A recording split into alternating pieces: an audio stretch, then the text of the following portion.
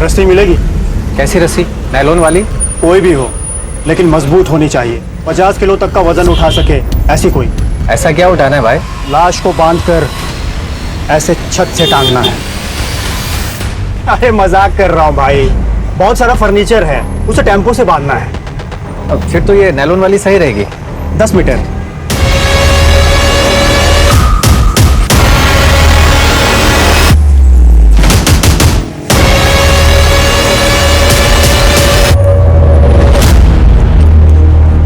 आमतौर पे गुनाह की वजह लालच, जलन, आपसी रंजिश होती है, लेकिन कई बार कुछ गुनाह ऐसे होते हैं जिन्हें लॉजिक के साथ समझना बहुत मुश्किल हो जाता है। और जुर्म के पीछे का जब मकसद ही समझ ना आ रहा हो तो मुजरिम को पकड़ना बहुत मुश्किल हो जाता है। नमस्कार, मैं दिव्यांका त्रिपाठी दहिया स्वागत करती हूँ आपका क्राइम पेट्रोल सतर्क वुमेन अगेंस्ट क्राइम की इस श्रृंखला में।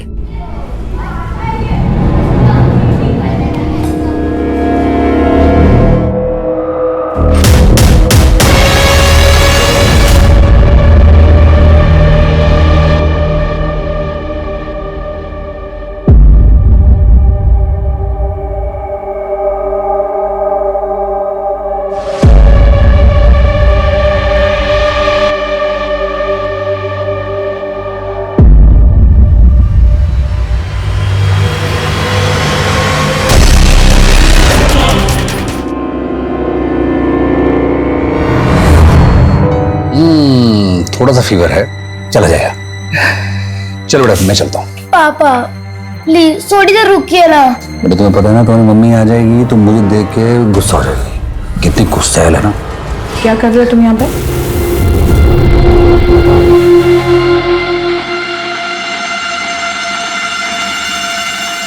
मोक्षा को चोट लगी। मोक्षा बेटा, माय गॉड कितनी सारी लग गई। बेटा दर्द तो नहीं हो रहा ना तुम्हें? नहीं मम्मा, हम ओके। मम्मा मुझे भूख लगी है, अब कुछ बना के लाओ ना। क्या खाएगी मेरी बेटी? Sweet corn soup. मैं चलता हूँ। पापा देखो ना कितनी चोट लगी है। बेटा कुछ समय की बात हो रहेगी, फिर मैं और आप हमेशा एक साथ रहेंगे।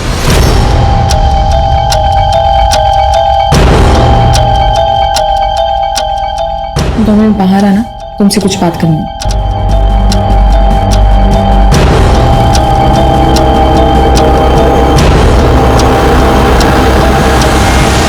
तुम्हें अभी भी यही लगता है कि डिवोर्स के बाद मोक्षा की कस्टडी तुम्हें मिलेगी? गलत है मेरी इस बात की है, मुझे कंफर्म है। मैं तुमसे ज्यादा पैसे कमाता हूँ, उसकी परवरिश अच्छे से कर सकता हूँ। That's it, simple. बच्चे की परवरिश के लिए पैसों की नहीं, माँ के प्यार की जरूरत होती है। माँ के प्यार की? माँ को फोन नहीं किया, बाप को फोन किया। कहाँ थी तुम जब उसको चोट लगी थी? ऑफिस में थी मैं, और वैसे भी बहुत सारी रिस्पॉन्सिबिलिटी है मेरे ऊपर ऑफिस की। तुम पे रिस्पॉन्सिबिलिटी है, हम पे कोई रिस्पॉन्सिबिलिटी नहीं है। तुम काम करती हो, हम कोई काम ही नहीं करते यहाँ पर। सारी सप्लाई हैंडल करता हूँ, और अगर हमसे कोई गलती हो जाए तो क्लाइंट से गालियां पड़ती है तुम्हारे बॉस की तरह नहीं। बॉस कहाँ से आ गया हम दोनों की? बोलवाओ मत, मुंह मत खुलवाओ मेरा तुम। एक बात कान खोलकर सुन लो, तुम इस घर में मेरी परमिशन के बिना आने की हिम्मत भी मत करना तुम। और हाँ, डिवोर्स के बाद मोक्षा की कस्टडी तो क्या, उससे मिलने के लिए भी तुम्हें मेरी परमिशन लेनी पड़ेगी, समझे तुम? मैं भी देखता हूँ कि मेरी बेटी से मिलने के लिए तुम उसको रोक कैसे सकती हो। माँ हूँ मैं उसकी। तो मैं उसका बाप हूँ।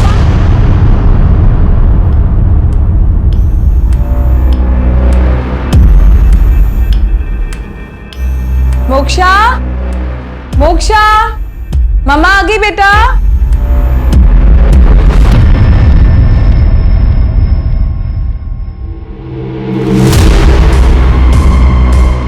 मोक्षा,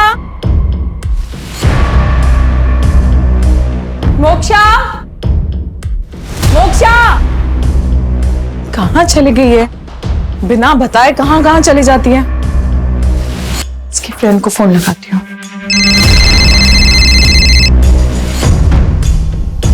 हेलो तुति, मोक्षा की मम्मी बोल रही हूँ। मोक्षा तुम्हारे यहाँ पर आई है क्या? नहीं तो आंटी, मुझे लगा वो स्कूल से तुम्हारे साथ तुम्हारे घर चली गई होगी। वो तो 1 वीक से स्कूल ही नहीं आ रही। क्या? पूरे 1 वीक से स्कूल नहीं आई? पता नहीं मेरी बच्ची कहाँ पर होगी, किस हाल में होगी। आप बिल्कुल परेशान मत होइए, पानी पीजिए। नहीं सर, मुझे पानी नहीं चाहिए, बस मेरी बच्ची से मुझे मिलवा दीजिए सर। पता नहीं कहाँ गई। एक बात बताइए, आखिरी बार अपनी बच्ची से कब मिली थी आप? आज सुबह सर। स्कूल पास में ही है सर, इसलिए रोज वो खुद ही स्कूल जाती है। और कभी कभी हमारी सोसाइटी का वॉचमैन भी उसे स्कूल तक छोड़ देता है। कौन से स्कूल में पढ़ती है आपकी बच्ची? सी कोस्ट इंग्लिश हाई स्कूल। सुबह इनकी बिटिया स्कूल ड्रेस में जाते हुए तो दिखी थी, लेकिन शाम को वापस आते हुए नहीं देखा। तुम दिन भर यहीं थे? हाँ साहब। कोई और ऐसी जगह जहां पे वो जा सकती है?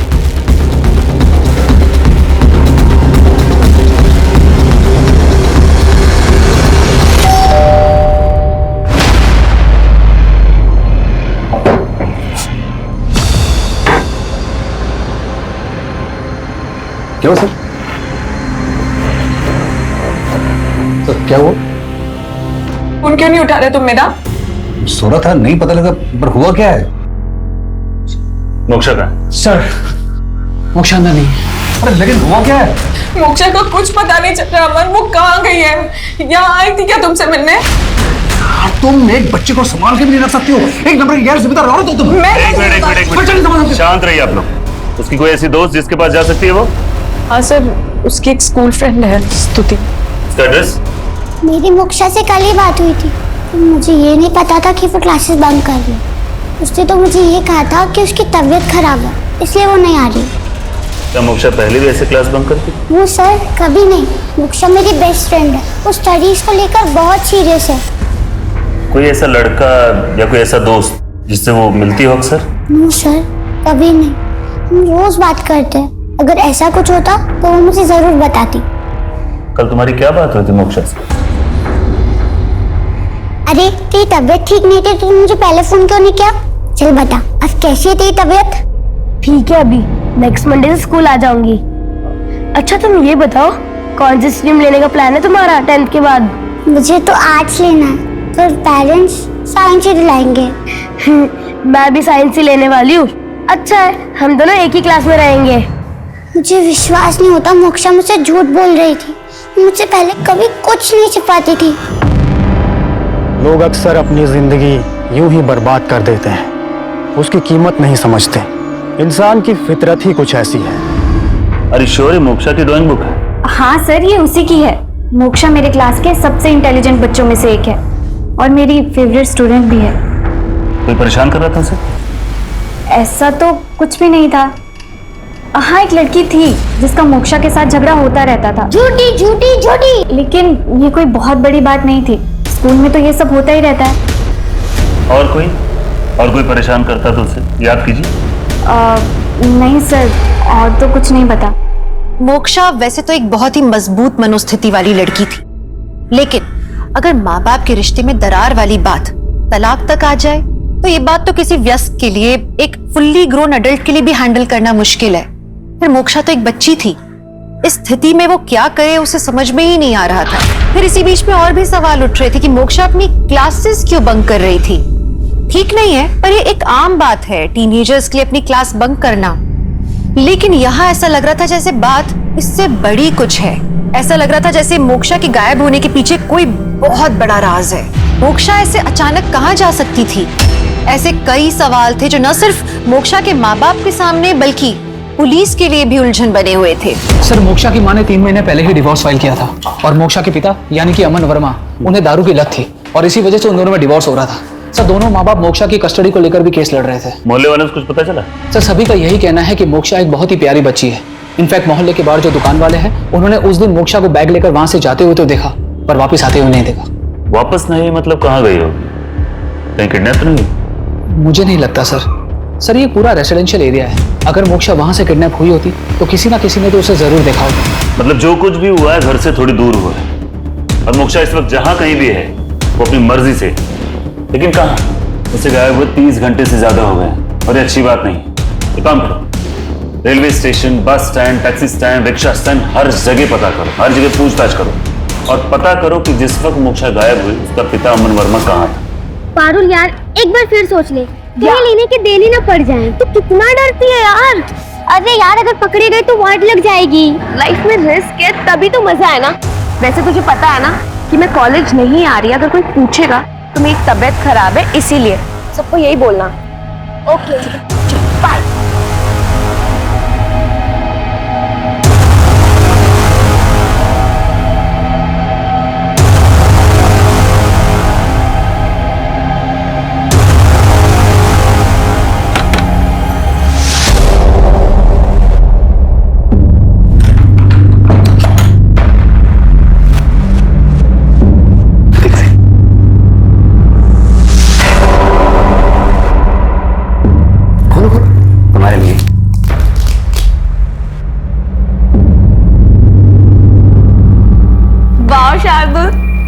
पहन के दिखाओ ना जरा हमें भी। Thank you. आपके पास टाइम है? क्या हुआ? बहुत गंदी स्मेल आ रही है।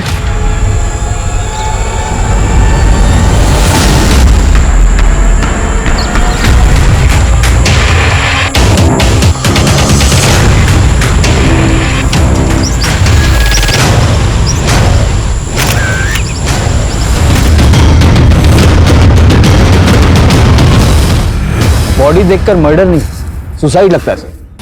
लेकिन मात्रे, वो इतनी दूर यहाँ जंगल में सुसाइड करने क्यों आएगा? और ये लड़की खुद से इतनी ऊपर लटकी कैसे? सर शायद इसने पहले रस्सी पेड़ पर डाला।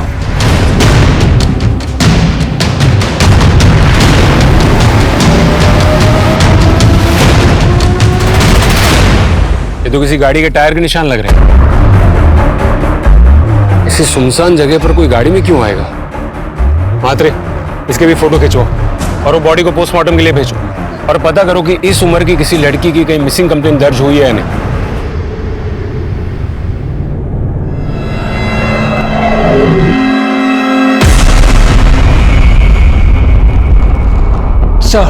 सर मुंबई के सभी पुलिस स्टेशन और ट्रांसपोर्ट अथॉरिटीज को इन्फॉर्म कर दिया है मोक्षा के बारे में। और सर मोक्षा के सारे सोशल मीडिया अकाउंट्स भी हमने छान मारे, ऐसी कोई भी सस्पिशियस एक्टिविटी नजर नहीं आई है सर। सारा नॉर्मल ही लग रहा है सर। और सर ये मोक्षा की लास्ट सेल्फी उसके गायब होने से पहले। ये फोटो देख के कोई कह ही नहीं सकता कि वो सुसाइड के बारे में सोच भी सकती। उस लड़की के बारे में कुछ पता चला? चेक करें सर, जल्दी पता लग जाएगा।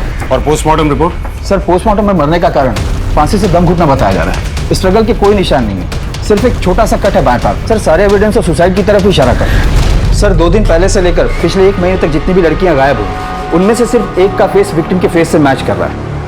ये है वो लड़की। उसके घर वालों को इन्फॉर्म किया? हाँ सर, इसके मम्मी पापा आते ही होंगे।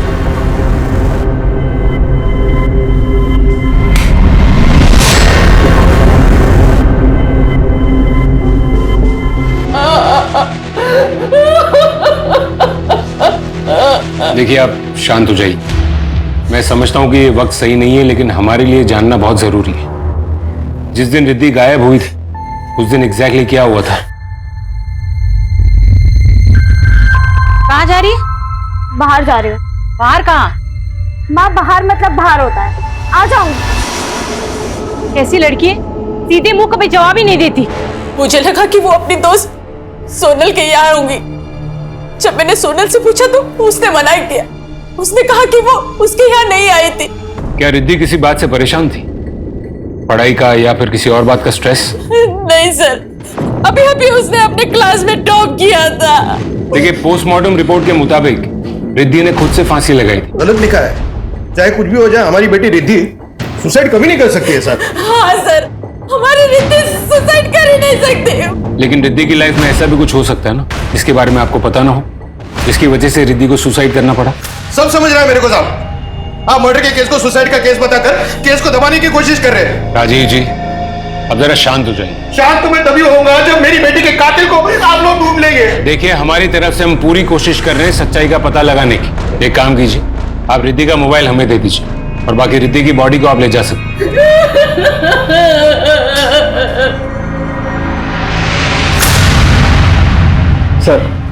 सर अगर 1 सेकंड के लिए ये मान ले कि ये सुसाइड नहीं है तो रिद्धि को मार कौन सकता है? चलो एक बार मान लेते हैं कि पोस्टमार्टम के हिसाब से ये सुसाइड है, लेकिन अगर रिद्धि के माँ बाप इतने श्योर है कि रिद्धि सुसाइड कर ही नहीं सकती, तो मुझे लगता है कि हमें भी मर्डर के एंगल पर नजर डालनी चाहिए। केस क्लोज करने से पहले डबल चेक करने में हर्जी क्या? एक काम करो, रिद्धि के फोन रिकॉर्ड निकालो और सोशल मीडिया भी चेक करो। हमें उसकी पर्सनल लाइफ में और भी पता लगाना होगा सर। और हाँ, क्राइम सीन पर जो गाड़ी के टायर के निशान मिले थे उसके बारे में भी चेक करो। जी सर। देखो भैया, ये कैसा है? ये वाला परफेक्ट है। अगर आप ये वाला शादी में पहनोगे ना तो देखना कविता दीदी आपको देखती रह जाएगी। दीदी नहीं, अब वो तेरी भाभी। हाँ हाँ भाभी, अब बचपन से उन्हें दीदी बोल रही हो ना तो टाइम लगेगा आदत चेंज होने में। लेकिन भैया आप ना यही वाला सूट पहनना, क्योंकि शेरवानी थोड़ी सी ओल्ड फैशन है। क्या ओल्ड फैशन है यार, मुझे तो पसंद है शेरवानी। लेकिन भैया अगर आप ट्रेडिशनल पहनोगे तो मुझे भी साड़ी पहननी पड़ेगी। बेटा सभी औरतें साड़ी पहनती हैं, तुम्हारी मम्मी दादी सब, तुम्हें सारी से प्रॉब्लम है ना। बाबा प्लीज ना। अरे क्या हुआ?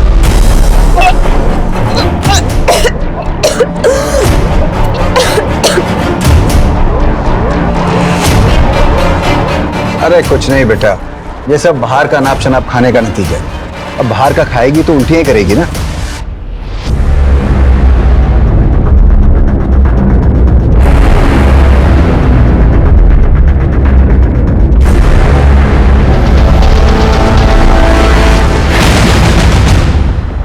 सर बैग से ये पैसे नहीं है।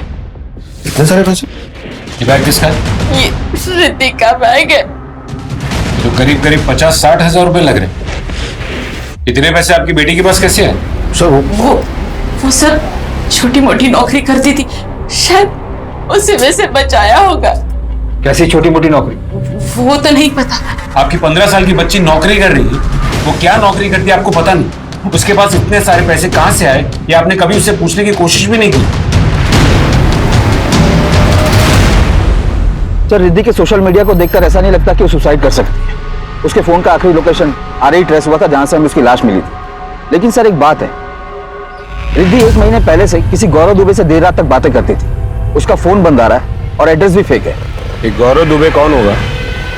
शायद सोनल को पता होगा। गौरव दुबे? मैंने किसी गौरव दुबे का नाम नहीं सुना रिद्धि से।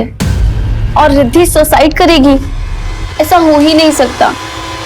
एक बात बताओ सोनल, उसके स्कूल में सब ठीक था उसके साथ?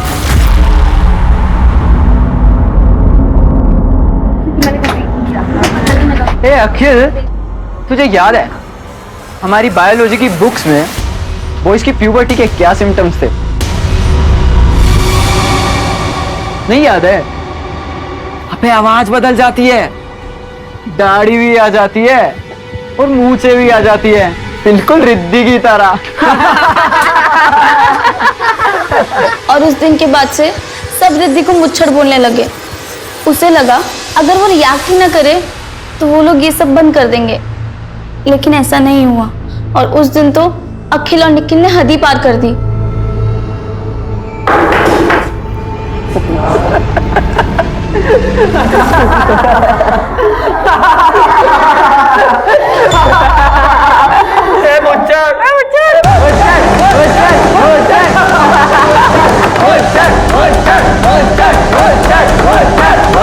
अखिल और अखिल, सोनल, इसके अलावा रिद्धि कोई और बात से परेशान थी या दुखी थी?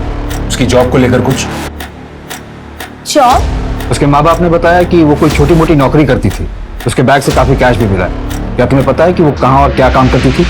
लेकिन सर अगर वो जॉब करती तो वो पैसे उधार क्यों लेती?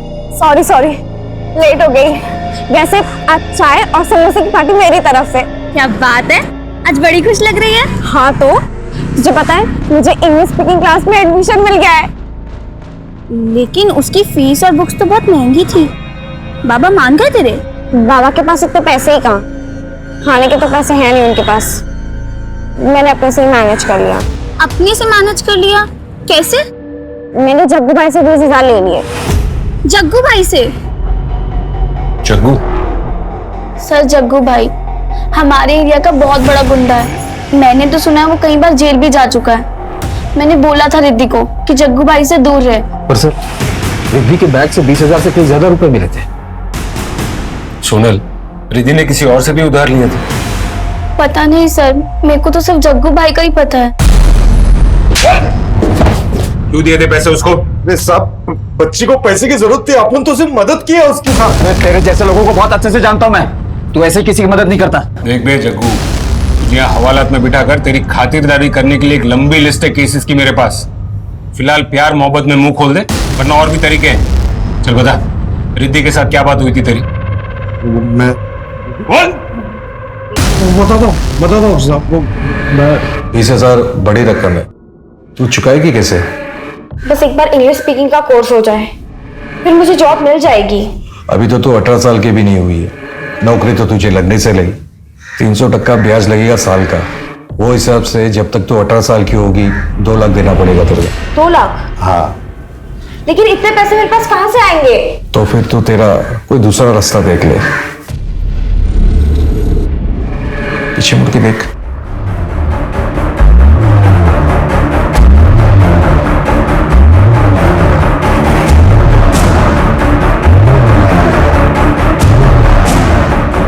हाँ मेरे पास बैठ। मुझसे सब नहीं होगा। अरे ऐसे कैसे चलेगा? तेरे को पैसा भी चाहिए, देने के लिए भी तेरे पास कुछ नहीं है। हाँ तो कैसे चलेगा? चल ठीक है, एक और काम है तेरे लिए। क्या? क्या काम दिया था तूने उसे? वो जवान लड़की थी साहब, तो पुलिस को उसके ऊपर शक भी नहीं आ सकता था, इसके लिए मैंने उसे माल बेचने का काम दिया था साहब। हो सकता है कि रिद्धि ने जिसे ड्रग्स बेचे हो उससे उसकी मौत का राज जुड़ा हो। पता करो कि रिद्धि ने किस किस को ड्रग्स बेचे और साइबर टीम से भी कांटेक्ट करो। गौरव दुबे का फोन ऑन हुआ? नहीं सर। ऑन होते ही मुझे इन्फॉर्म करो। और ये अखिल और निखिल पर भी नजर रखो। पता करो कि मर्डर के वक्त वो दोनों कहाँ थे। जी सर। सर उस टायर के निशान के बारे में पता चल गया जो हमें क्राइम सीन से मिला। 2 साल पुरानी सिडान मॉडल कार के टायर के निशान थे। Sedan model? मात्रे जंगल जैसी सुनसान जगह पर 25 सड़क पर कोई गाड़ी लेकर क्यों जाएगा? आरे के सारे सीसीटीवी फुटेजेस चेक करो। पता करो कि मर्डर के वक्त ऐसी कोई सेडान टाइप की गाड़ी वहां से गुजरी थी या नहीं। सर आरे के ज्यादातर रोड पर सीसीटीवी नहीं है, पर फिर भी मैं पता लगाता हूँ।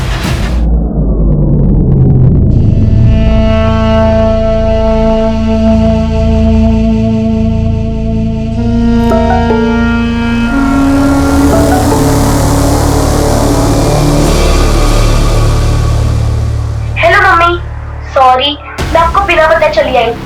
आई नो आप मेरे लिए बहुत परेशान होंगे, लेकिन मैं एकदम ठीक हूँ। Don't worry.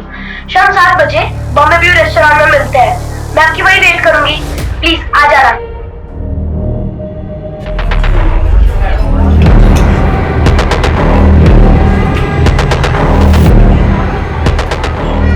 Excuse me ma'am, can help you? वो मेरी बच्ची। अरे तुम यहाँ क्या कर रही हो? तुम यहाँ क्या कर रहे हो? मुझे वीडियो मैसेज आया मोक्षा का। मुझे भी मोक्षा का वीडियो मैसेज आया। आप लोग मोक्षा के पेरेंट्स हैं? हाँ वो कहाँ है? उसने आपके लिए एक टेबल रिजर्व किया है। आइए मेरे साथ।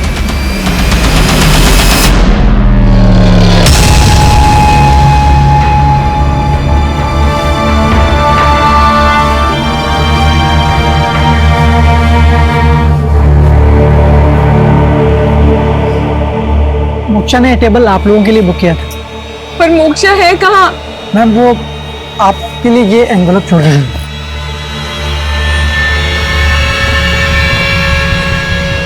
मुझे समझ नहीं आता कि मैं क्या करूं आप दोनों को एक रखने के लिए, इसलिए मैंने ये सब किया। और मैं एकदम ठीक हूँ स्तुति के घर पे। डोंट वरी, वो आज आप दोनों की वेडिंग एनिवर्सरी है ना, इसलिए आई प्लान्ड ऑल दिस। और आपको याद है मम्मा, जब मेरी और स्तुति की 5th क्लास में लड़ाई हो गई थी तो आपने मुझे कहा था कि बात करके सारी थिंग्स सॉर्ट आउट कर ले। और अब देखो हम दोनों एकदम बेस्ट फ्रेंड्स हैं। बस आप दोनों भी ऐसे बैठिए, बात कीजिए और सारी थिंग्स सॉर्ट आउट करके जल्दी स्तुति के घर पे आ जाइए। मैं आपकी वेट कर रही हूँ। लव यू मम्मा पापा। चलो। आंटी बिलीव मी, मोक्षा यहाँ नहीं है। पर बेटा वो वीडियो तो उसने तुम्हारे फोन से ही भेजा था ना हमें। हाँ वो वीडियो काफी दिन पहले रिकॉर्ड किया हुआ था और वो मैसेज भी शेड्यूल था। उसके पास फोन नहीं था ना, इसलिए उसने मेरे मोबाइल से वीडियो बनाया। तो बेटा बताना तो चाहिए था ना। मैं I am sorry uncle, moksha का प्लान था कि वो कुछ दिनों के लिए गायब हो जाएगी और आप दोनों में फिर से दोस्ती हो जाएगी। I am sorry. मेरी मोक्षा सच में गायब हो गई बेटा। हमारी मोक्षा सच में गायब हो गई।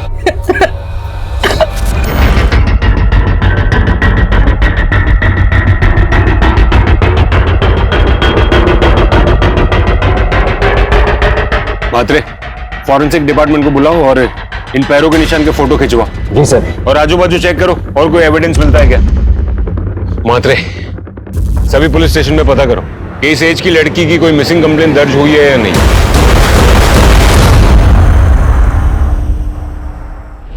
हाँ केलकर साहब, ये वही लड़की है। सर इस फाइल में मोक्षा की सारी डिटेल्स है। आई एम श्योर ये केस रिद्धि के केस से जुड़ा है।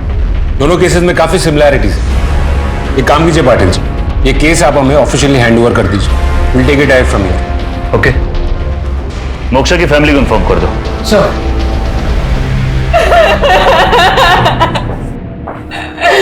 क्यों किया हमारी बच्ची ने ऐसा? मुझे एक बात बताइए, आप लोगों को कभी ऐसा कुछ लगा था, कोई ऐसी बात जिसकी वजह से मोक्षा सुसाइड जैसा कदम उठा सकती? सर मेरी बच्ची क्यों करेगी ऐसा? इतनी छोटी सी बच्ची थी, इतनी सी, बस 13 साल की तो थी वो। मोक्षा के कबर्ड से कैश और ये कपड़े मिले।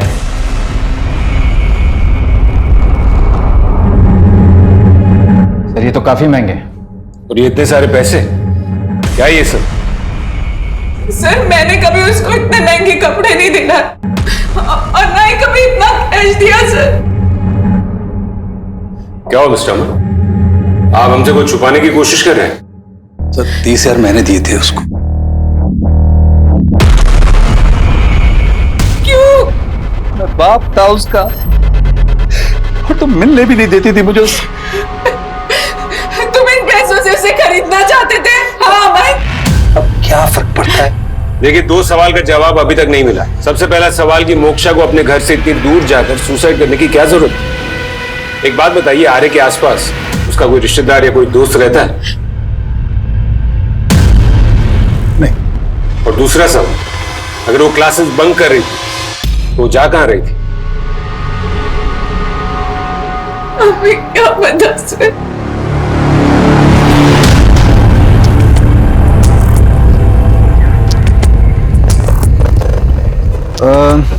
इस ब्रांड का प्रेगनेंसी किट नहीं है, कोई और ब्रांड चलेगा? कुछ लड़कियों से झगड़ा तो होता रहता था मोक्षा का, लेकिन कुछ भी सीरियस नहीं था। देखिए मैडम, सीरियस है या नहीं ये हम तय करेंगे। किससे झगड़ा होता था उसका? किससे झगड़ा होता था उसका? अक्षता।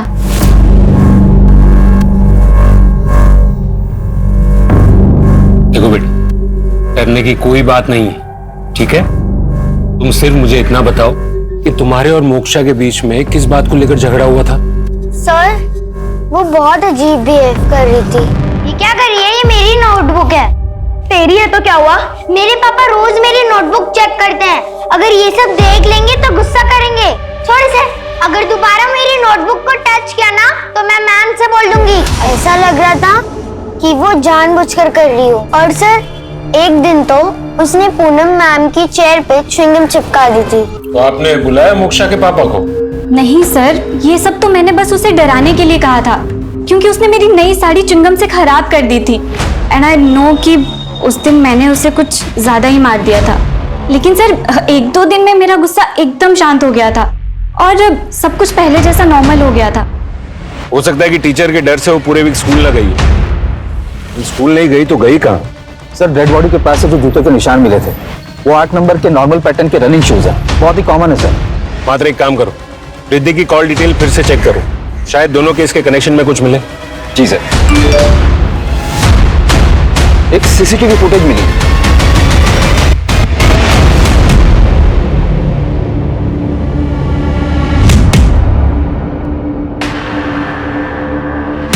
सर ये तो सेम कार मॉडल है जिसके टायर के निशान हमें मिले थे।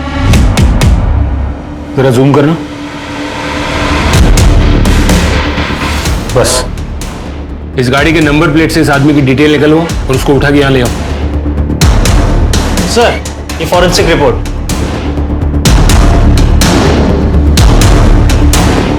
सर फॉरेंसिक रिपोर्ट के हिसाब से मोक्षा और रिद्धि को एक ही जैसी रस्सी से मारा गया और दोनों ही रस्सियों पर बिल्ली के बाल भी मिले। बिल्ली के बाल? लेकिन रिद्धि या मोक्षा दोनों में से किसी के भी घर पे बिल्ली नहीं है।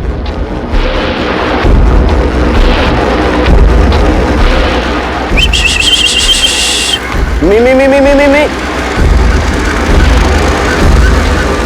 गौर से देख इसे, गौर से देख इसे। 24 तारीख को एसवी जंक्शन पे तू उस लड़की से मिला था। कुछ याद नहीं आ रहा सर मुझे। याद दिलाने का टॉनिक है हमारे पास, खाएगा? कुछ याद आया सर मुझे सर एक एड्रेस नहीं मिल रहा था तो बस एड्रेस पूछने के लिए गाड़ी रुकी थी मैंने इसके पास।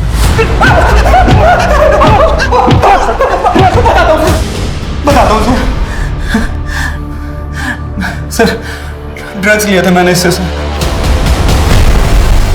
चाहिए? हाँ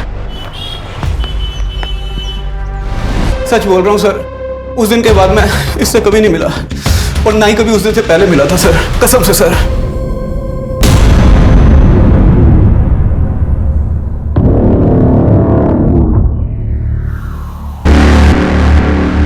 सर कौन है?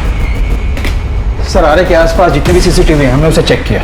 रिद्धि के मौत के वक्त करीब 400 सिंगल मॉडल की कारें वहां से गुजरी और सर ये रिद्धि के कॉल डिटेल्स भी आ गए। कोई खास बात? जी सर, करीब 1 महीना पहले रिद्धि ने किसी जीवन विकास केंद्र को कॉल किया था एक बार। जीवन विकास केंद्र? सर ये एक सुसाइड हेल्पलाइन नंबर है। मोक्षा और रिद्धि 2 लड़कियां, शहर के 2 अलग अलग कोनों में रहने वाली, बिल्कुल अलग माहौल में पली बढ़ी, लेकिन दुनिया की नजरों में वो दोनों खुश थी। इनके सोशल मीडिया पोस्ट देख के कोई नहीं कह सकता था कि ये आत्महत्या जैसा कदम उठा सकती हैं। लेकिन यकीन मानिए, जो जैसा सोशल मीडिया पे दिखता है जरूरी नहीं कि वो वैसा ही हो। इन दोनों लड़कियों के माता पिता को तो असल में मालूम भी नहीं था कि उनकी बच्चियां किस मनोस्थिति से गुजर रही हैं। हम जैसे जैसे बड़े होते जाते हैं हम असल में भूलते जाते हैं कि जब हम उस छोटी उम्र में थे तो हमारी मनोस्थिति क्या होती थी, हम किसी भी क्रिया पे क्या प्रतिक्रिया देते थे, हमारे एक्शंस का रिएक्शन क्या होता था। इसलिए शायद कई बार माँ बाप अपने बच्चों के दिल के करीब पहुंच के उनकी समस्याओं को समझ के समाधान देने में नाकामयाब हो जाते हैं, और फिर उसका अंजाम क्या होता है ये आप लोग सोच भी नहीं सकते।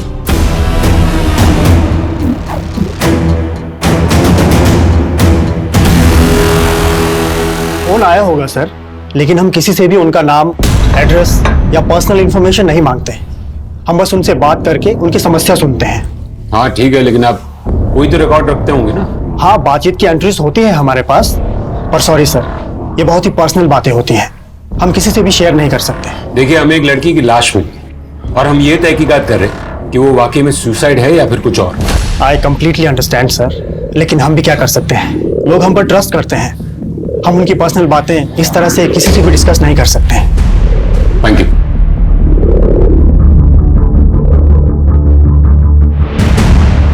मैं कमिश्नर साहब से बात करता हूँ, आगे से ऑर्डर आएगा तो उसे रिकॉर्ड दिखाना ही पड़ेगा। एंड मात्र आई एम श्योर कि रिकॉर्ड में से कोई तो इंपॉर्टेंट बात जरूर सामने आएगी।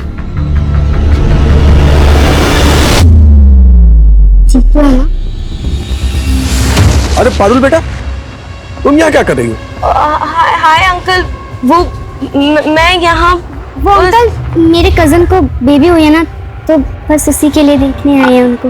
अच्छा अच्छा अच्छा, ठीक है बेटा, ठीक है, कोई बात नहीं, कोई बात। ये कविता भाभी के पापा थे। अगर इन्हें पता चल जाता ना तो बहुत बड़ी टेंशन खड़ी हो जाती। तू टेंशन मत ले, अबॉर्शन हो गया है ना, जस्ट चल।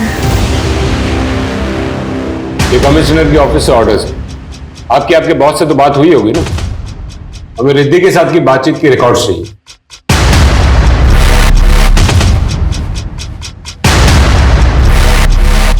Thank you. तूने सिर्फ तेरी ही नहीं अपने भाई की जिंदगी बर्बाद कर दी। कविता के पिताजी आए थे, तोड़ के गए रिश्ता, सिर्फ तेरी इस करतूत की वजह से।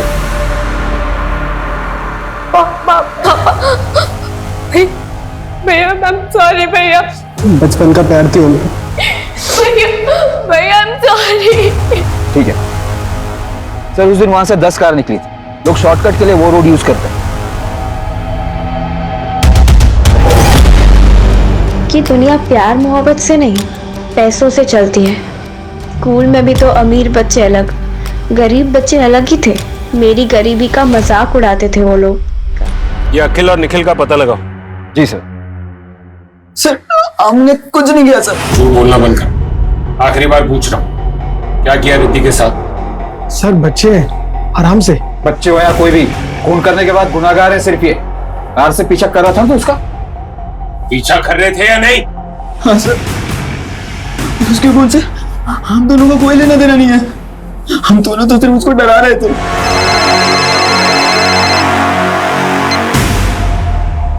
ये सही मात्र क्या सर? आरे से एक और डेड बॉडी मिली है, पेड़ से लटकी हुई। सर ये तो सेम टाइप की रस्सी लग रही है जैसा कि मोक्षा और रिद्धि के केस में इस्तेमाल हुआ था।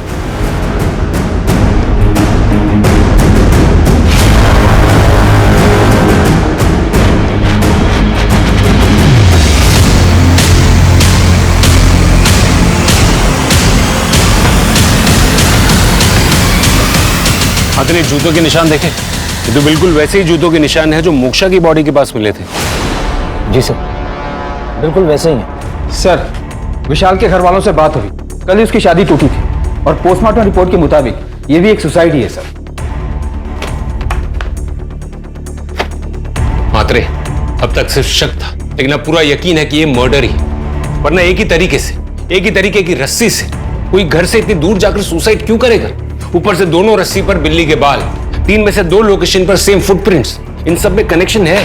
और सर, विशाल की बॉडी के पास से ये एक चीज मिली है। ठीक है, निकोटिन गम है सर।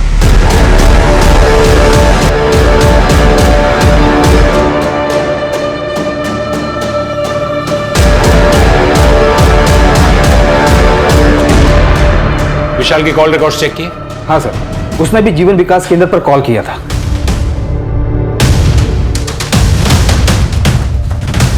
ऑफिस बॉय कहाँ है तुम्हारा? क्यों, क्या हुआ इंस्पेक्टर? ऑफिस बॉय कहाँ है तुम्हारा? वो तो आज छुट्टी पर है। एड्रेस दो उसका।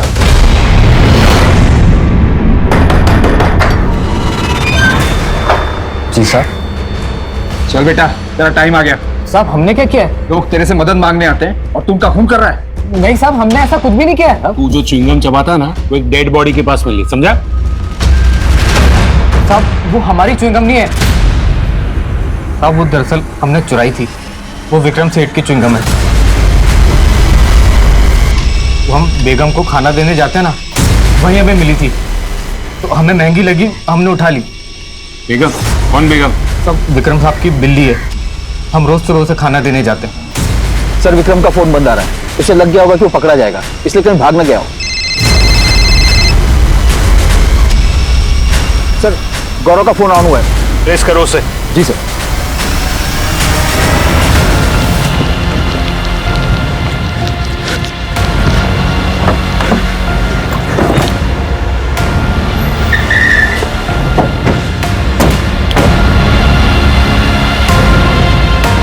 क्या हुआ सर?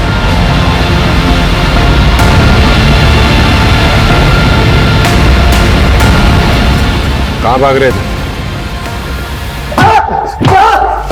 सर, क्यों मारे सर? गलतफहमी होगी सर आपको। मैंने कुछ नहीं किया सर। कुछ नहीं किया तूने, कुछ नहीं किया। रंगे हाथ भागते हुए पकड़ा है तुझे। वो स्टूल भी तेरी गाड़ी से मिला था और उस पर जो खून है ना, वो भी मैच हो ही जाएगा।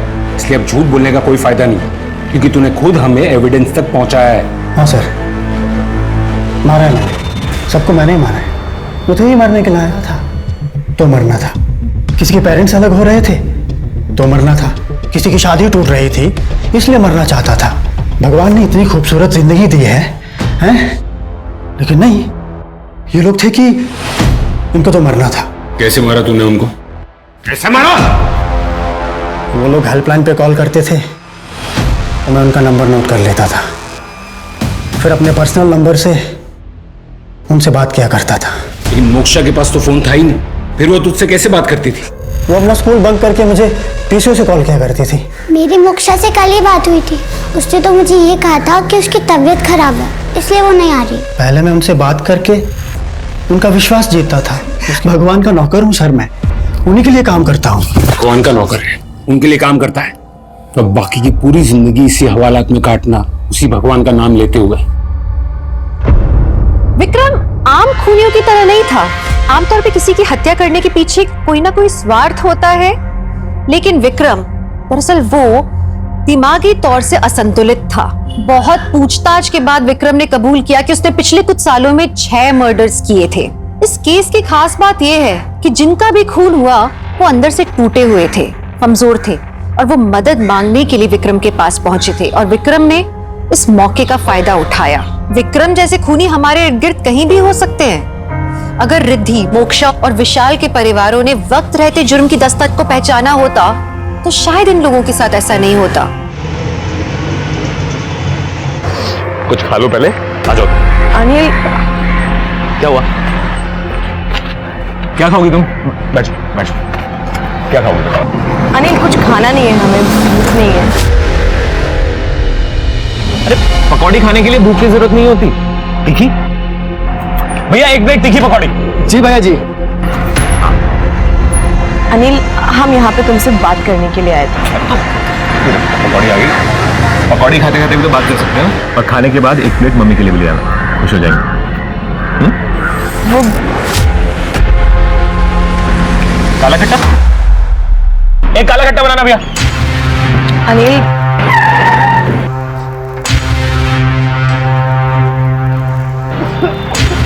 क्या हुआ भैया? क्या हुआ भैया? आप ठीक हो? ठीक हो आप? Hello, Shiyani gate police station. हाँ, पीएसआई मिश्रा बोल रहा हूँ। सर, यह एक पकड़ हो गई है। अभी हम कार देख पर आओ। तुम उसका पीछा कर सकते हो? जी जी जी बिल्कुल। अच्छा, कॉलर आईडी पे जो नंबर है वो तुम्हारा है ना? इस नंबर को कैरी करो, मैं तुम्हें कांटेक्ट करता हूँ, हम वहाँ पहुँचते हैं।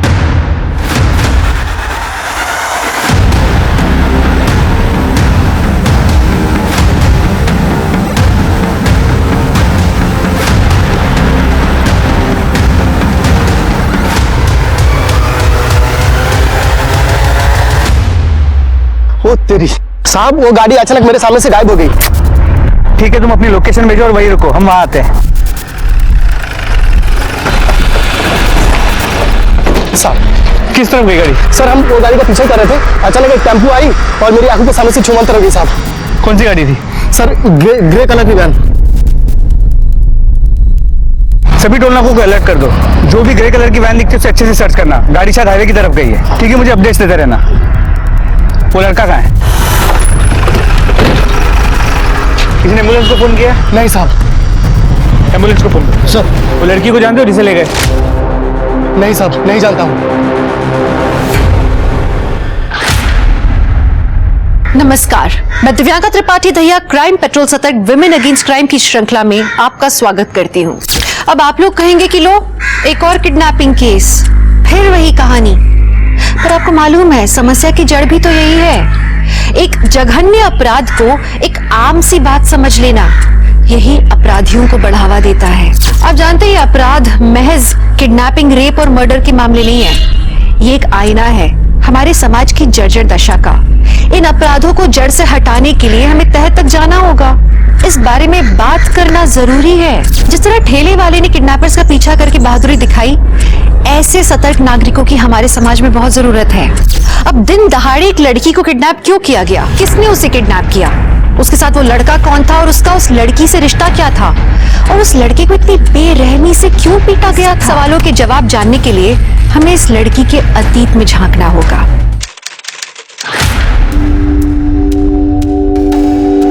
Will you marry me? ये क्या मजाक है राहुल? अरे सिमी, ये मजाक नहीं है, हम प्यार करते हैं तुमसे। राहुल, हम तुम्हें सिर्फ 2 महीने से जानते हैं और तुम हमसे शादी करना चाहते हो। हमें तो लगता है हम तुम्हें बरसों से जानते हैं। और क्या जानते हो तुम हमारे बारे में? बताओ। यही कि तुम अपनी माँ से बहुत ज्यादा प्यार करती हो, या किसी भी अनजान इंसान की मदद के लिए हमेशा तैयार रहे। ये तो बड़ी कॉमन सी बात है, कोई भी बता सकता है हमारे बारे में। अच्छा,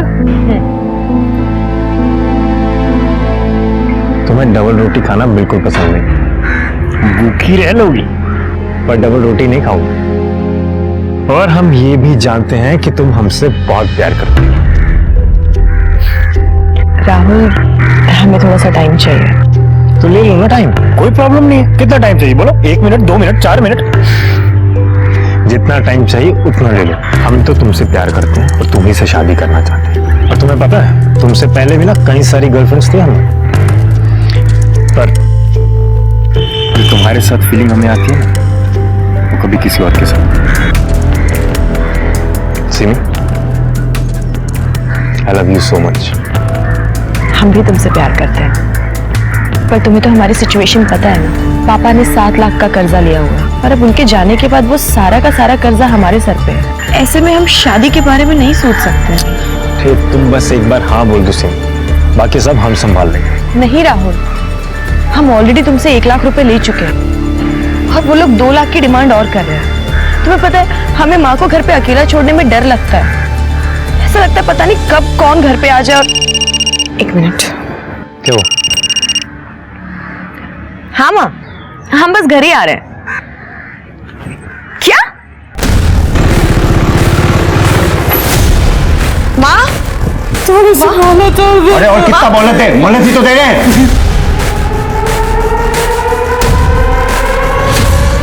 हाय हाय, तो आप आ गए,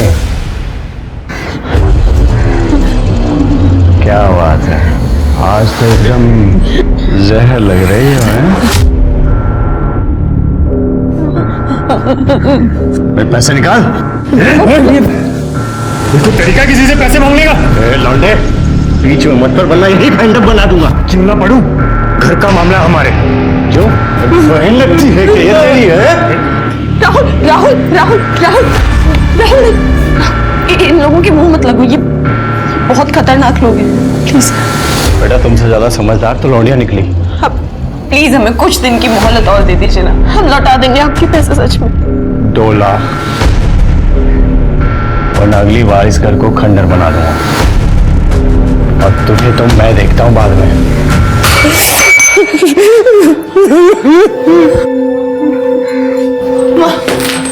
माँ चिंता मत करो माँ, हम इनके सारे पैसे लौटा देंगे बहुत जल्द। आप लोग बिल्कुल भी फिक्र मत कीजिए, हम पैसों का इंतजाम करेंगे आपके लिए। बेटा ऐसे अजनबियों से कब तक पैसे लेते रहेंगे?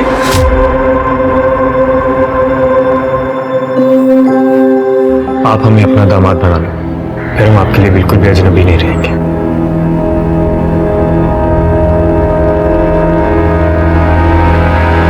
आखिर घास चढ़ने चली गई है क्या तुम्हारी, जो इस मनुष्य से शादी करेगा? अरे दुनिया में बाकी लड़कियां मर गई हैं क्या?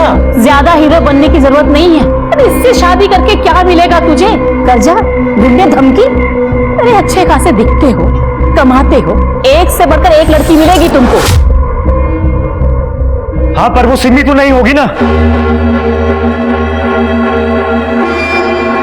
माँ, हम सिमी से प्यार करते हैं और शादी भी उसी से करें। राहुल, अंकल, आंटी जी, हम राहुल के अलावा किसी और के बारे में सोच भी नहीं सकते। हम आपको प्रॉमिस करते हैं, हमारी लाइफ की कोई भी प्रॉब्लम, कोई भी दिक्कत हम राहुल तक नहीं आने देंगे। बंद कर अपना ये ड्रामा। बहुत अच्छी तरह से जानता हूं तेरे जैसे बिन बाप की लड़कियों को। पहले अच्छे से लड़के को फंसाओ और फिर उनसे अपने खर्चे चलवाओ। यही है ना पापा? क्या पापा? ये बिजनेस हमने अपनी मेहनत से खड़ा किया है। हमारी मेहनत है, एक एक पैसा हमारा है इसमें, इसीलिए जहां भी से खर्च करना होगा ना, वो हम डिसाइड करेंगे, आप नहीं। जहां तक रही बात सिमी की, तो ऐसा है, शादी तो हम इसी से करेंगे, फिर चाहे हमें आपका आशीर्वाद मिले या ना मिले। सिमी चलो। राहुल,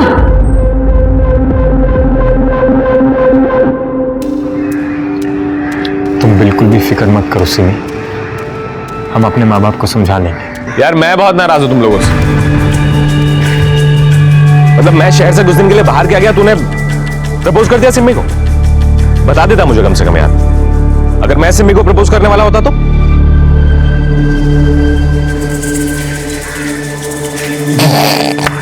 मजाक कर रहा हूं, शक्ल देख अपनी। सॉरी कमीने, दोबारा ऐसा मजाक मत करना। मुबारक हो, थैंक यू। कब कर रहे हो सगाई? सगाई नहीं, अब सीधे शादी करेंगे। बस कल ही पंडित से मुहूर्त निकलवाता हूँ। अब हम घर चलते हैं, माँ इंतजार कर रही होंगी, तुम दोनों बातें करो।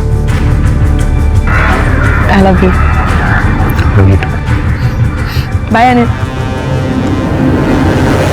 बॉस, तुझे नहीं लगता तू जल्दबाजी कर रहा? जल्दबाजी किसी? आई मीन, तू श्योर है ना कि तुझे किसी से शादी करना? हाँ यार, she is the one I want to grow old.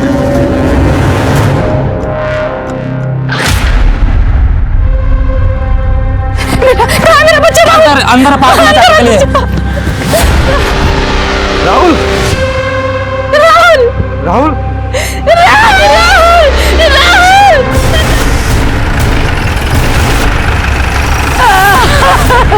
चलिए हटिए, हटाओ इन्हें।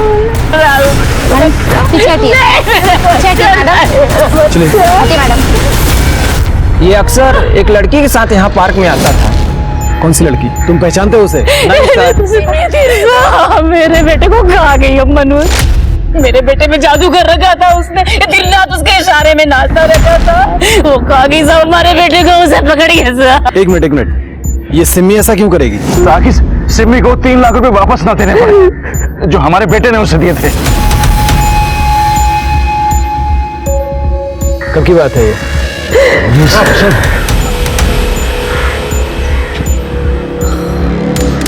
ये मर्डर वेपन हो सकता है। एक काम करो, इसको फिंगरप्रिंट्स के लिए फॉरेंसिक भेजो। सॉरी सर मैं उठा दूं। हाँ, हाथ मत लगाना।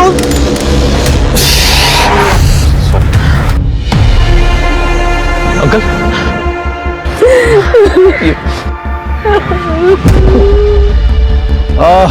ये सिमी का एड्रेस बताइए।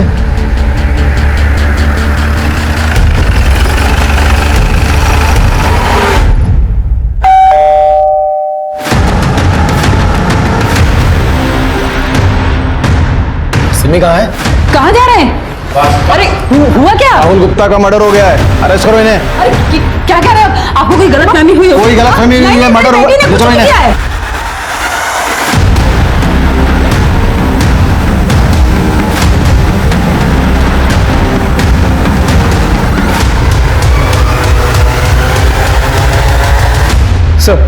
सर उस लड़के अनिल कुमार की हालत काफी नाजुक है। डॉक्टर्स पूरी कोशिश कर रहे हैं। उसके माँ बाप अस्पताल पहुंच गए हैं। हमने 2 कांस्टेबल्स को भी वहां तैनात कर दिए। वो लड़की की कोई इन्फॉर्मेशन? जी सर, पता चला कि उस लड़की का नाम सिमी शुक्ला है। कांचन नगर में अपनी विधवा माँ के साथ रहती है। माँ की तबीयत भी कुछ खास अच्छी नहीं रहती। चलो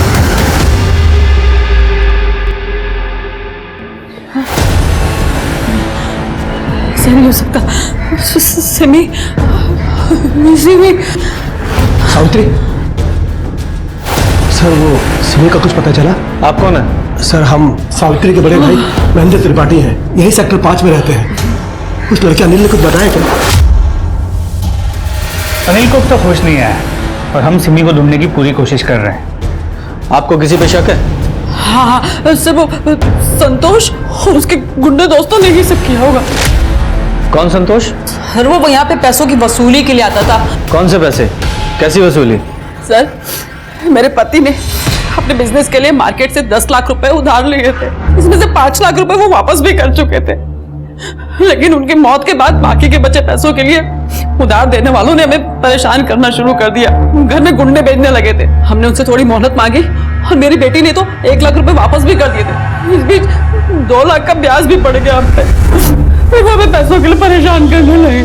साहब, हमने भी उनको 2 लाख रुपए दिए थे और उन्होंने बाकी के 4 लाख के लिए हमें थोड़ा टाइम भी दिया था। उसके बाद उन्होंने परेशान करना बंद कर दिया? परेशान करना बंद नहीं किया, बस ये समझिए कि घर में आना बंद कर दिया। लेकिन मेरी बेटी को बार बार फोन करके या कहीं जाती थी तो रास्ते में रोक के उसे धमकी देते थे और पैसे वापस देने के लिए बोलते थे। शर्मा, कुछ तो है जो ये लोग हमसे छुपा रहे हैं।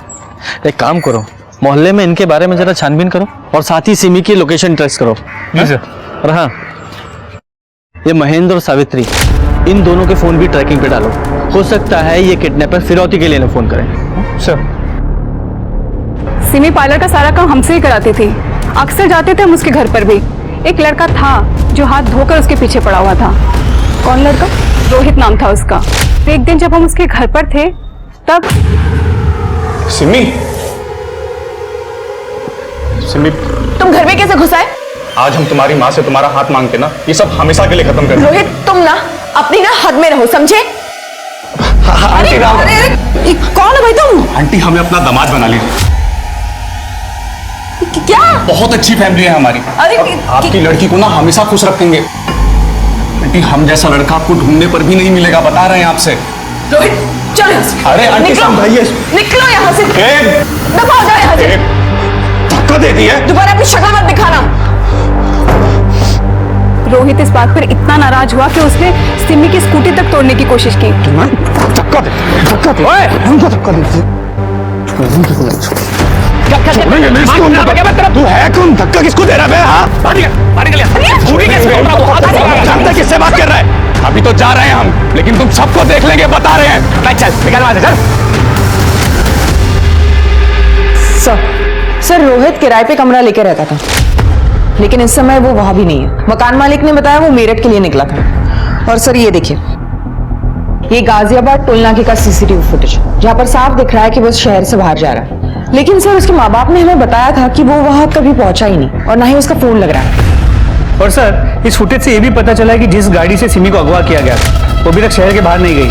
मतलब मुमकिन है कि सिमी अभी भी शहर के अंदर ही है। ये मैं सिमी की सीडीआर ही चेक कर रहा था, वो अनिल के साथ साथ किसी और लड़के से भी बहुत बातें करती थी। राहुल गुप्ता होगा सर राहुल गुप्ता और सिमी का सीरियस रिलेशन था, वो दोनों शादी करने वाले थे। और सर राहुल और अनिल भी बहुत अच्छे दोस्त थे और जब 2 महीने पहले राहुल का कत्ल हुआ था तो राहुल के घर वालों ने तो सिमी का कहना था कि उधार चुकाने के लिए राहुल ने उसे 1 लाख रुपए दिए थे, जबकि राहुल के परिवार ने बताया कि राहुल ने पहले उसे 1 लाख और उसके बाद 2 लाख, मतलब टोटल 3 लाख रुपए दिए। लेकिन जब हम पूछताछ कर रहे थे तो महेंद्र ने बताया था ना कि उसने 2 लाख रुपए दिए सिमी को। जी सर, उसे सिमी को गिरफ्तार भी किया गया था, लेकिन बाद में उसे जमानत मिल गई, जिस वजह से राहुल का परिवार काफी नाराज था। कहीं ऐसा तो नहीं कि सिमी की किडनैपिंग के पीछे इस राहुल की फैमिली का हाथ हो? क्योंकि राहुल की फैमिली को भी अच्छी तरह से पता था कि सिमी किसी की भी मदद करने के लिए आगे आ जाती है, इसलिए उस किडनैपर ने पेट दर्द होने का बहाना किया। पर सवाल यही है कि सिमी बेकसूर है जैसा हम सोच रहे हैं, या फिर वाकई में राहुल के मर्डर में उसका कोई हाथ है जैसा कि राहुल के परिवार वाले कह रहे हैं। ये राहुल मर्डर केस की इन्वेस्टिगेशन कौन सा पुलिस स्टेशन कर रहा है? Sir Kavi Nagar police station. चलो एक बार जाके आते हैं। आपके यहाँ जो राहुल मर्डर केस है, हमारे पास सिमी शुक्ला किडनैपिंग केस है जो उससे रिलेटेड है। इसीलिए तो सर हम कह रहे थे कि ये जो सिमी किडनैपिंग केस है वो भी हम लोग को ही देखना चाहिए। कम से कम फाइल देखनी है हमें। अब सर फाइल तो बड़े साहब के पास है, तो मतलब अभी तो नहीं दिखा पाएंगे, थोड़ा टाइम लग जाएगा। ठीक है, अगर फाइल भी नहीं दिखानी तो ऐसा ही सही, हम अपना केस अपने ज्यूरिसडिक्शन में अपने तरीके से इन्वेस्टिगेट कर लेंगे। सर वो तो थोड़ा रूल के अगेंस्ट हो जाएगा ना? रूल हमें भी अच्छी तरह से पता है और अपना केस हमें कैसे इन्वेस्टिगेट करना है ये भी अच्छी तरह से जानते हैं, वो भी रूल बिना ब्रेक किए। सर जय सर। जय शर्मा, ये राहुल के परिवार की पूरी डिटेल्स निकालो और उसके परिवार से पूछताछ ऐसी जगह करना जो कविनगर पुलिस स्टेशन के ज्यूरिसडिक्शन में ना हो। तुम्हें पता है ना वो कैसे करना है? सर तब तक मैं डीसीपी सर से बात करता हूँ कि राहुल मर्डर केस की फाइल जल्द से जल्द हमें ट्रांसफर करें। लेकिन एक बात समझ में नहीं आ रही है, क्योंकि फिरौती का भी कोई कॉल नहीं आया है। कहीं ये राहुल के परिवार का बदला तो नहीं है कि उन्होंने किडनैप कर लिया हो, या फिर सिमी ने ही कुछ ऐसा किया हो कि उसका किडनैप हो गया। सिमी ने ऐसा क्या किया होगा? कौन हो तुम? प्लीज मुझे जाने दो, प्लीज मुझे क्यों लेकर आए हो यहाँ पे? मुझे जाने दो ना प्लीज, बचाओ। अरे भाई, अब लोग शादी से पहले लड़के और लड़की के बारे में जानना जरूरी समझते हैं और इसमें बुराई नहीं है, आजकल का जमाना ही ऐसा है, क्या करें। हाँ।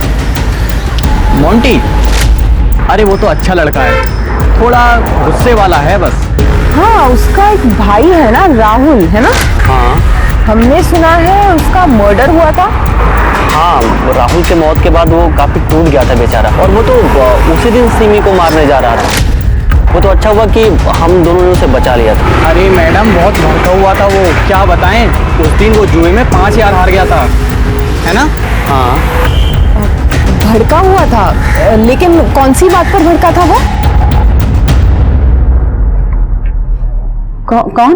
भाभी जी, हम इस्त्री वाला, आपका हमेशा का इस्त्री वाला छुट्टन भैया, उनको ज्वार हो गया है तो उनका जगह पे हम आए। ये आपके कपड़े लीजिए, गिन लीजिए।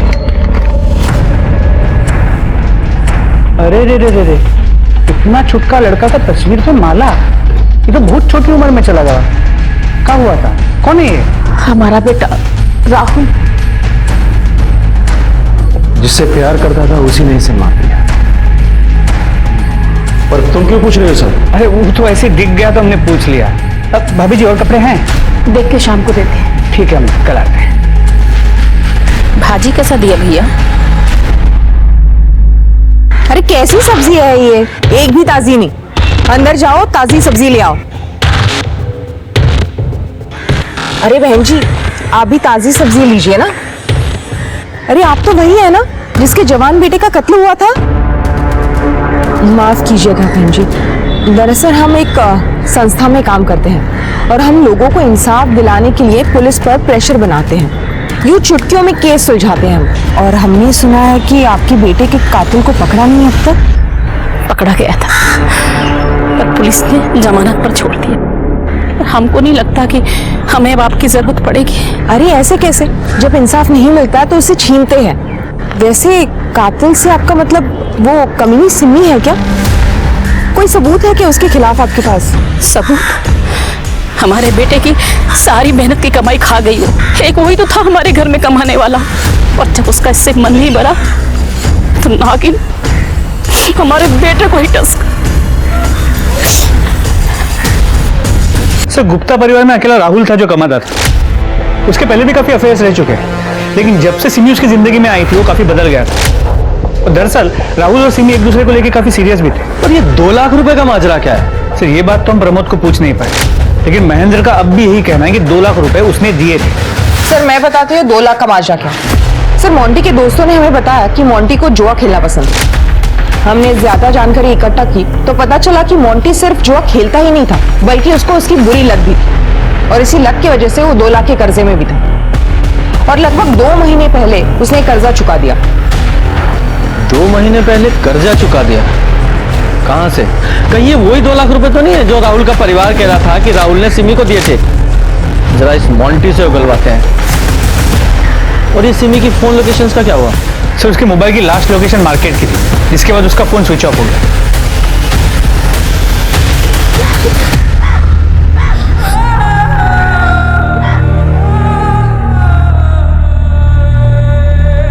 तुम्हें डबल रोटी खाना बिल्कुल पसंद नहीं। भूखी रह लोगी पर डबल रोटी नहीं खाओ।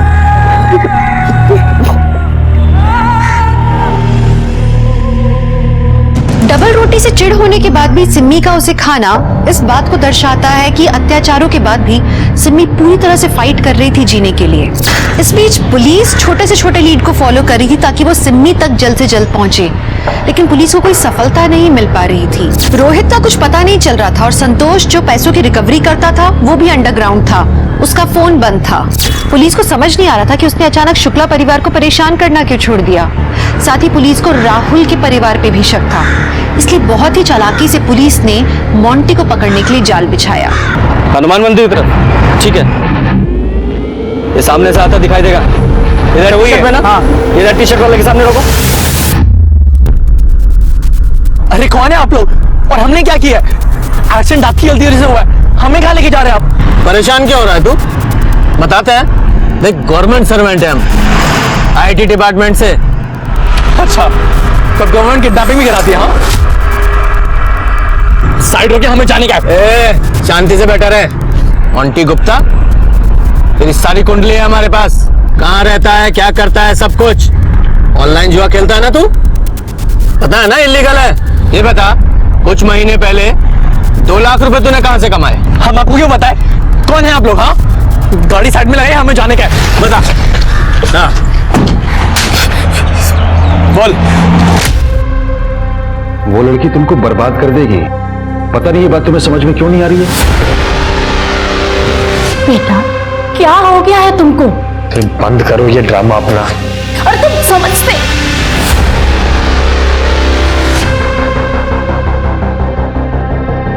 जल्दी जल्दी के चक्कर में हमारा ब्रेसलेट वहीं गिर गया था। फिर जब राहुल भैया को उस कमरे में ब्रेसलेट मिला तो उन्होंने हमसे पूछा, क्या है ये? पैसे चुराए तुमने? हाँ, हमने चुराए, लेकिन अब वो पैसे हमारे पास नहीं है, खर्च हो गए। खर्च हो गए? हमने वो पैसे उस बेचारी लड़की की मदद करने के लिए रखे थे। कैसे मैनेज करेगी वो? अब वसूली वाले लोग परेशान कर देंगे उसे। कर्जे के चक्कर में हमारी जान जाती तो आपको क्या ही फर्क पड़ता है ना? उस कमीनी के लिए आपके पास पैसे हैं लेकिन खुद के भाई के लिए नहीं है। खबरदार जो सिमी के खिलाफ एक लफ्ज भी कहा तो, वरना हम अभी मम्मी पापा को तुम्हारे उस कांड और उस चोरी के बारे में बता देंगे। कसम खा हमारी, आज के बाद कभी भी जुआ नहीं खेलेगा। हम कसम खाते हैं नहीं खेलेंगे। तो तुमने अपनी कसम निभाई? नहीं सर, हम अभी भी खेलते हैं। तभी तो हम थोड़े लालच में आ गए थे, इसके लिए ज्यादा बड़ा दाव चल दिया था हमने। राहुल के मर्डर के वक्त तुम कहाँ थे? तब हम पूरा दिन घर पे ही थे सर। हमारा फाइनल ईयर है सर, हम एग्जाम की तैयारी कर रहे थे। तभी कोई आया और उसने बोला कि राहुल की लाश पास में मिली है। और जब सिमी का किडनैप हुआ तब कहाँ था तू? बोल। तब हम एक जॉब के लिए वेबिनार अटेंड कर रहे थे सर। आप चाहिए तो पूछ लीजिए। वो तो हम पता लगा ही लेंगे। चल। सर मैं सिमी के कॉल रिकॉर्ड चेक कर रहा हूँ। सर ये देखिए, वो ज्यादातर राहुल, अनिल और अपने रिश्तेदारों के साथ संपर्क में थी, और सर जमानत के बाद भी वो सिर्फ अनिल और अपने रिश्तेदारों के साथ संपर्क में थी। कुछ भी सस्पिशियस नहीं है। ये अनिल को होश आया? नहीं सर, अब तक नहीं। और सर रोहित का भी कुछ पता नहीं चल पाया। उसके घर वालों ने वहां के पुलिस स्टेशन में उसकी मिसिंग कंप्लेंट भी फाइल की। हेलो, कहाँ पर? ठीक है, तुम लोकेशन भेज दो, हम वहाँ आते हैं। सर सिमी के डिस्क्रिप्शन से मैच करती हुई एक लाश मिली है।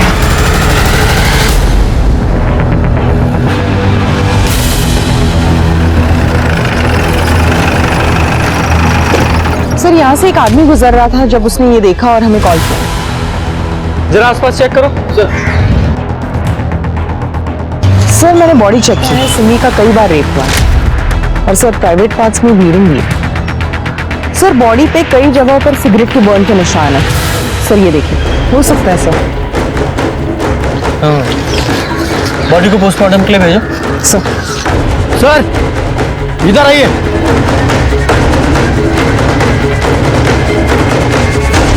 ये देखिए,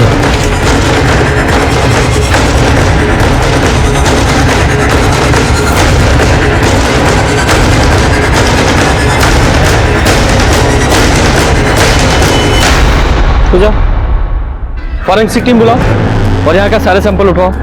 सर क्या हुआ? ये देखो, ह्यूमन ब्लड लग रहा है। अगर सिमी का यहाँ रेप हुआ है तो शायद उसी का हो। शर्मा, यहाँ का डम डाटा निकलवाओ। सर फॉरेंसिक टीम पहुंच रही है। Very good.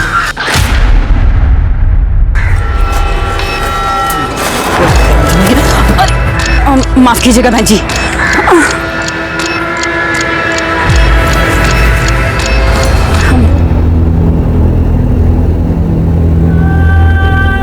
माँ, हमने कहा था ना हम काट देंगे सब्जी, क्या जरूरत थी?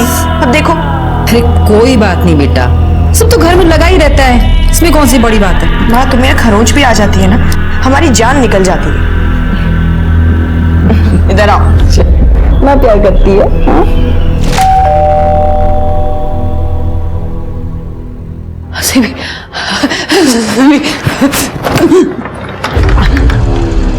हम फिर आ गए। हमने तुमसे पैसे नहीं मांगे, इसका ये मतलब तो नहीं कि तुम्हारा खाता ही बंद हो गया। पैसे गए भाड़ में, पहले ये बता कि हमारी लड़की कहाँ है? कहाँ की हमारी सिमी कहाँ है? लड़की कहाँ है बता। अरे सटिया गई है क्या? क्या रे, बहुत मुश्किल से दीदार हुए रहते रे। हाँ, अरेस्ट करो तीनों को। किस लिए? सिमी के मर्डर के लिए। साहब मैंने नहीं किया कोई मर्डर। मैं तो बस शुरू करने आया था। भगवान से गलत कर रहे हो। मैं ऊपर से फोन करवाऊंगा सर। सिमी देखना, हमको चोट लगा रे।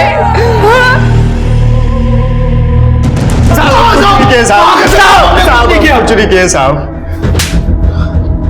3 दिन से कहां थे तुम लोग? बोलो। साहब मेरठ गए थे दूसरे असाइनमेंट पे। आप चाहो तो लॉज की डिटेल चेक कर लो, जहां हम रुके हुए थे। लेकिन हमने उस लड़की को नहीं मारा साहब।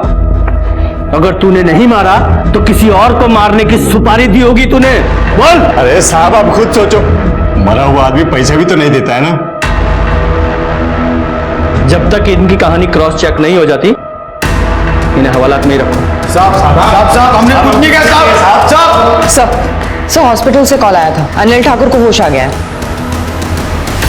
सर सिमी को उनकी मदद करने के लिए जाने की क्या जरूरत थी सर? क्या हुआ भैया, आप ठीक हो? अगर वो नहीं गई होती तो सर आज जिंदा होती। कॉल रिकॉर्ड से पता चला है कि राहुल के बाद तुम सिमी को बहुत ज्यादा फोन करने लगे थे। सर राहुल की मौत के बाद डिप्रेशन में थी सर वो। सर मैं राहुल का भी दोस्त था और सिमी का भी दोस्त था। दोस्ती का फर्ज निभा रहा था सर मैं। इतना चाहता था कि सिमी जल्दी से जल्दी डिप्रेशन से बाहर आ जाए। तुम्हें क्या लगता है राहुल और सिमी को कौन मार सकता है? रोहित ने मारा होगा सर उसके चेहरे पे जो उस दिन नफरत थी ना सिमी को लेकर, मुझे आज भी याद है सर। अभी तो जा रहे हैं हम, लेकिन तुम सबको देख लेंगे, बता रहे हैं। और तुम्हें राहुल और सिमी के रिश्ते से या उनके होने वाली शादी से कोई प्रॉब्लम नहीं थी ना? कैसा सवाल है सर ये? एकदम सीधा सवाल है। तुम राहुल के दोस्त थे तो राहुल के लिए, सिमी के लिए तुम खुश थे ना? मेरा दोस्त सेटल होने जा रहा था, मैं खुश था सर उसके लिए। सर अब अनिल को जिस तरह देख रहे थे, आपको अनिल पे डाउट है? शर्मा तुम खुद सोचो फिर मुझे बताओ, इन किडनैपर्स को कैसे पता कि सिमी एग्जैक्टली कब और कहां मिलेगी? अगर वो घर से उसका पीछा कर रहे होते तो रास्ते में कहीं भी उसे उठा सकते थे, लेकिन उन्हें एग्जैक्टली पता था कि वो कहां है, कैसे? और इसके अलावा उन्हें सिमी की नेचर के बारे में भी पता था कि वो मदद करने के लिए जरूर आगे आएगी, इसलिए उन्होंने दर्द होने का नाटक किया। सिर्फ एक ही शख्स ऐसा था जिसे सब कुछ पता था कि सिमी उस समय कब और कहां है। अनिल ठाकुर। और देखा तुमने जब मैं उससे पूछताछ कर रहा था, जब मैंने उसे राहुल और सिमी के रिश्ते के बारे में पूछा तो कैसा शॉक हो गया था, जैसे मैंने बहुत गहरा सवाल पूछ लिया। इस अनिल ठाकुर की पूरी कुंडली निकालो। जी सर। और वो क्राइम सीन के दम डाटा और टायर के निशानों का क्या हुआ? सर टायर के निशानों से सिर्फ इतना पता चला कि टायर काफी पुराना था, घिस चुका था, खत्म होने की कगार पे था। और सर क्राइम स्पॉट हाईवे के काफी करीब है, इसलिए पिछले 4 दिनों में वहां पे कई नंबर्स मिले, लेकिन कोई भी नंबर हमारे केस से कनेक्टेड नहीं है। मोंटी के बयानों को जब पुलिस ने क्रॉस चेक किया, उसकी हर बात सही निकली। और जब रोहित पुलिस को मिला, पुलिस को लगा कि उनके हाथ कोई बहुत बड़ी लीड लगने वाली है, लेकिन ऐसा हुआ नहीं। 26 जनवरी को रोहित बाइक से मेरठ जा रहा था, उसे तुरंत डिस्ट्रिक्ट हॉस्पिटल ले जाया गया। इसका मतलब ये है कि वो तब तक बेहोश था। तो 27 जनवरी को एक और संभावना थी कि हो सकता है ये पूरा प्लान रोहित ने बनाया हो और ये किडनैपिंग होने से पहले वो शहर से बाहर जाने की कोशिश कर रहा हो। तभी पुलिस को एक और चौंकाने वाली खबर मिली। पुलिस सिमी की बॉडी उसकी मां सावित्री को हैंडओवर करना चाहती थी। वो उन्हें कांटेक्ट करने की कोशिश कर रहे थे, लेकिन कांटेक्ट हो नहीं पा रहा था और इसलिए उन्होंने एक कांस्टेबल को भेजा सावित्री को बुलाने के लिए।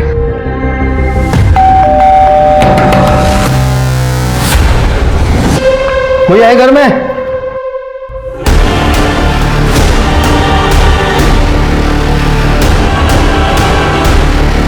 आइए।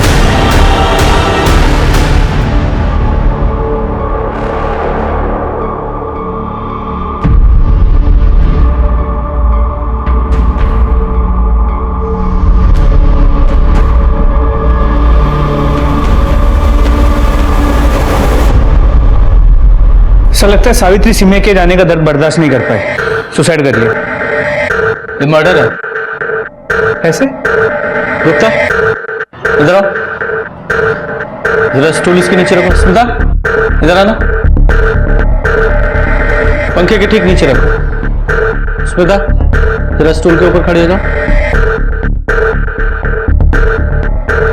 शर्मा देख रहे हो, स्मिता फंदे तक नहीं पहुंच पा रही है और सावित्री और स्मिता दोनों की हाइट लगभग सेम ही है। स्मिता जरा फंदा गले में डालने की कोशिश करो। हाँ देखा, फंदे तक नहीं पहुंच पा रही है। इसका मतलब यह हुआ कि सावित्री ने किसी तरह यह फंदा अपने गले में अगर डाल भी लिया होगा तो स्टूल से उसकी हाइट कम से कम 5 से 6 इंच ऊपर हो जाती है। उस स्थिति में उसने कैसे यह स्टूल जमीन पर गिराया? पॉसिबल ही नहीं है। और स्टूल देख रहे हो, लकड़ी का है, काफी भारी है, यानी कि किसी ने उसको पहले मारा और फिर इस फंदे से लटकाया ताकि सुसाइड लगे। नीचे आ जाओ। सर गले पर स्ट्रैंगुलेशन के मार्क्स तो है ही, एक बार पोस्टमार्टम हो जाए तभी जांच सही दिशा में आगे बढ़ पाएगी। सावित्री, सावित्री, तुमने से क्यों किया सावित्री? अरे हम थे ना तुम्हारा ख्याल रखने के लिए। आपकी बहन ने सुसाइड नहीं किया है, हमें लगता है कि उनका मर्डर हुआ है। आपको क्या लगता है किसने किया होगा ये सब? हमको लगता है ये सब और राहुल के परिवार ने किया है साहब। उस दुलारी ने हमारी बहन पर हमला भी किया था बाजार में साहब। ये हमारी बहन के हाथ पे निशान और इनके चेहरे पे चोट के निशान, ये सब उसी वजह से है साहब। और वो दुलारी हमारी बहन को धमकी भी दे रही थी राहुल की मौत का बदला लेने का। सच बताओ, सावित्री की मौत की जिम्मेदार तुम हो ना? और सिमी का रेप और मर्डर तुम्ही ने किया है ना? हमने मारा है सिमी को, मार दिया हमने उसे के बात को। आइए अरेस्ट कीजिए हमें। मेरा बच्चा, मेरा जिगर का टुकड़ा, मेरा राहुल है, मेरे जिगर के टुकड़े को मार दिया। इस सिमी नौगिन ने मेरे जिगर के टुकड़े को मारा। मैंने इसको मार दिया, मैंने इसकी माँ को मार दिया, मैंने मारा। गिरफ्तार कर ले मुझे, हमें कोई फर्क नहीं पड़ता, गिरफ्तार कर लो।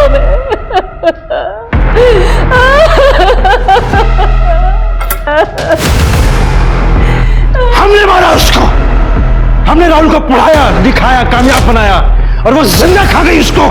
हमने मार दिया उसको। जो करना है कर लो, करो गिरफ्तार। ले चलो सबको थाने। राहुल मर्डर केस को सिहानी गेट पुलिस अपने थाने में ट्रांसफर कराने में सफल हो गई। सारी फाइल्स और डिटेल्स को देख के उन्हें एक बात तो समझ में आई कि कभी नगर पुलिस ने इस केस को सॉल्व करने में बहुत ढिलाई बरती थी। उस एविडेंस तक को ठीक से हैंडल नहीं किया गया था। खैर, कॉल एंड लोकेशन रिकॉर्ड से एक बात तो साबित हो गई थी कि सिम्मी ने राहुल को नहीं मारा और इसलिए उसे बेल मिल गई। पुलिस को इस बात का शक था कि उसका मर्डर सिम्मी की तरह हुआ है। एक बात और पुलिस को पता लगी कि सोने से पहले सावित्री सोने की दवाई लेती थी, स्लीपिंग पिल्स लेती थी। कुछ स्लीपिंग पिल्स उस बोतल में से खाली थी और वो सोफे के नीचे मिली। गोलियों का बोतल से बाहर गिरा होना, क्या इसका ये मतलब है कि किसी ने जबरदस्ती सावित्री के मुंह में वो गोलियां डाली थी उसे मारने के लिए?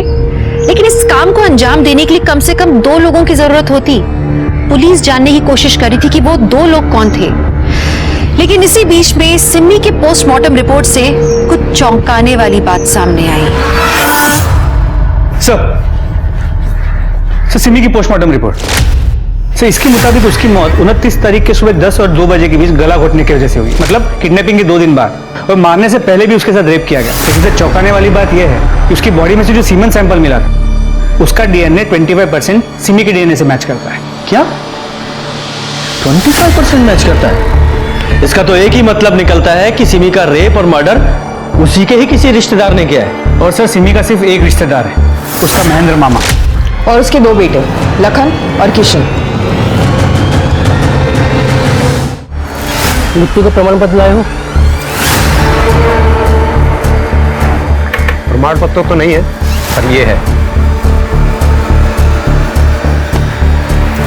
हमें ही बता दिया होता। तो कोई बात नहीं, थाने चलो, वहीं देते हैं तुम्हें मृत्यु प्रमाण पत्र।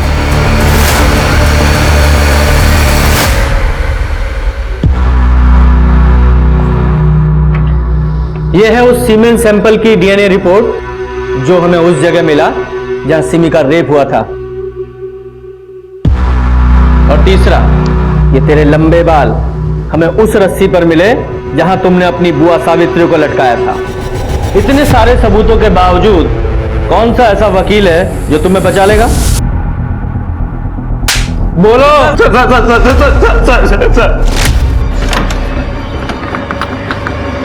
नमस्ते बो। बैठो बेटा, मैं पानी लेकर आता हूँ। हम दोनों को लगा कि ऐसे ही चलता रहा तो हमारे हाथ कुछ नहीं आएगा, इसलिए हमने डिसाइड किया कि हम बुआ को ही रास्ते से हटा देते। पापा और हम उनके रिश्तेदार होने के नाते उनका घर हमारे नाम हो जाएगा। हमारी सब एक ही प्रॉब्लम थी सर, सिमी। और तब अनिल ठाकुर, जो कि हमें काफी समय से जानता था, उसने हमें कांटेक्ट किया और हमें एक ऐसा ऑफर दिया जिसके चलते हमारी प्रॉब्लम हमेशा के लिए खत्म हो जाती सर। सिमी को मारने का 1 लाख दूंगा तुम दोनों को। पर क्यों? सिमी को क्यों मारना चाहता है? क्योंकि उसे लगता है कि राहुल को मैंने मारा है। तो क्या सच में तुमने उसे मारा है?